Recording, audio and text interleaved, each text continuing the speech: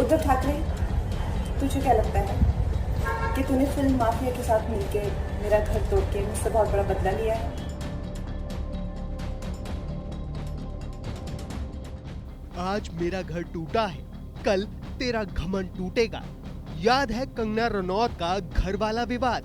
अगर भूल चुके हैं तो याद दिलाएं कि साल 2020 में कंगना रनौत का मुंबई स्थित घर कम ऑफिस तोड़ा गया था और इल्जाम उदित ठाकरे पर लगाया गया था। असल में विवाद तब शुरू हुआ जब कंगना ने मुंबई की तुलना पाक अधिकृत कश्मीर यानी के पीओके से की और मुंबई पुलिस की आलोचना तक कर डाली थी। इसके बाद बीएमसी ने कंगना के बांद्रा स्थित ऑफिस में अवैध निर्माण का हवाला देकर तोड़फोड़ की थी। हालांकि बॉम्बे हाई कोर्ट ने बीएमसी की कार्रवाई को कानूनी रूप से दुर्भावनापूर्ण करार दिया था और कंगना के पक्ष में फैसला सुनाया था। कंगना ने इसे राजनीतिक प्रतिशोध बताया और उदित ठाकरे को खुला चैलेंज किया था। चलिए एक बार ये वीडियो फिर से देख लें। उद्धव ठाकरे, तुझे क्या लगता है कि तूने फिल्म माफिया के साथ मिलके मेरा घर तोड़ के मुझसे बहुत बड़ा बदला लिया है? आज मेरा घर टूटा है, कल तेरा घमंड टूटेगा। ये वक्त का पहिया है, याद रखना। कंगना रनौत और उदित ठाकरे के बीच विवाद की शुरुआत साल 2020 में शुरू हुई थी, जो जनवरी 2026 तक एक बड़े राजनीतिक मोड़ पर पहुंच चुकी है। असल में जनवरी 2026 में मुंबई महानगर पालिका यानी कि बीएमसी चुनावों के नतीजों ने इस विवाद को फिर से चर्चा में ला दिया है। 16-17 जनवरी 2026 को घोषित नतीजों में उदित ठाकरे के नेतृत्व वाली शिवसेना को करारी हार का सामना करना पड़ा है और बीजेपी ने बहुमत हासिल कर लिया है। उदित ठाकरे और राज ठाकरे की हार पर अब बीजेपी सांसद और एक्ट्रेस कंगना रनौत का बयान सामने आया है। कंगना रनौत ने न्याय बताते हुए खुशी व्यक्त की है। उन्होंने कहा कि मेरा घर तोड़ने वाले अब सत्ता से बेदखल हो गए हैं।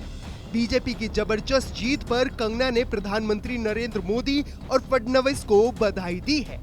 मुंबई में शिवसेना का दशकों पुराना गढ़ अब बीजेपी शिंदे गुट के हाथ में आ गया है। कंगना रनौत ने कहा, इस तरह के चुनाव नतीजे एक्टर के लिए भी न्याय मिलने की तरह ही है। अपनी प्रॉपर्टी के खिलाफ बीएमसी की कार्रवाई को याद कराते हुए, जिसे बॉम्बे हाई कोर्ट ने कानून में द्वेष के अलावा कुछ नहीं बताया था। एक्टर और एमपी ने कहा कि जिन लोगों ने मुझे गाली दी, मेरा घर गिराया, मुझे बुरा भला कहा, मुझे महाराष्ट्र छोड़ने की धमकी दी, आज महाराष्ट्र ने उन्हें छोड़ दिया है। उन्होंने आगे कहा कि मुझे खुशी है कि ऐसे महिलाओं से नफरत करने वाले, धमकाने वाले और नेपोटिज्म माफिया को जनता जनार्दन ने उनकी सही जगह उन्हें दिखा दी है।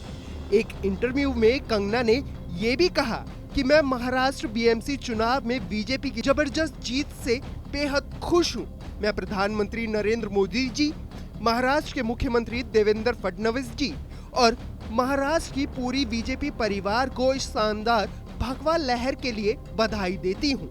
ये हम सभी के लिए एक बड़ी जीत है। कंगना ने उदित ठाकरे को महिला विरोधी और नेपोटिज्म माफिया कहते हुए तंज कसा। जनता ने उन्हें उनकी सही जगह दिखा दी है।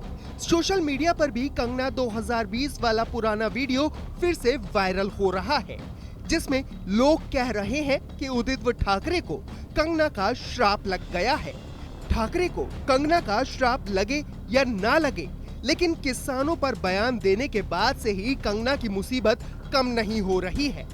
किसान आंदोलन के दौरान की गई टिप्पणियों से जुड़े मानहानि मामले में भटिंडा की एक अदालत ने 15 जनवरी 2026 को कंगना रनौत को भले ही व्यक्तिगत रूप से अदालत में पेश होने से स्थायी छूट दे दी हो, लेकिन अभी भी सुनवाई जारी है और किसानों में कंगना के खिलाफ काफी गुस्सा है। मामले की अगली सुनवाई 26 जनवरी 2026 को तय की गई है। कंगना और विवादों का चोला दामन का साथ रहा है। अभी ताजा विवाद मशहूर सिंगर और कंपोजर ए.आर. रहमान के साथ है, जहां कंगना ने संगीतकार ए.आर. रहमान की आलोचना की और उन्हें पक्षपाती और नफरत से भरा हुआ करार दिया था।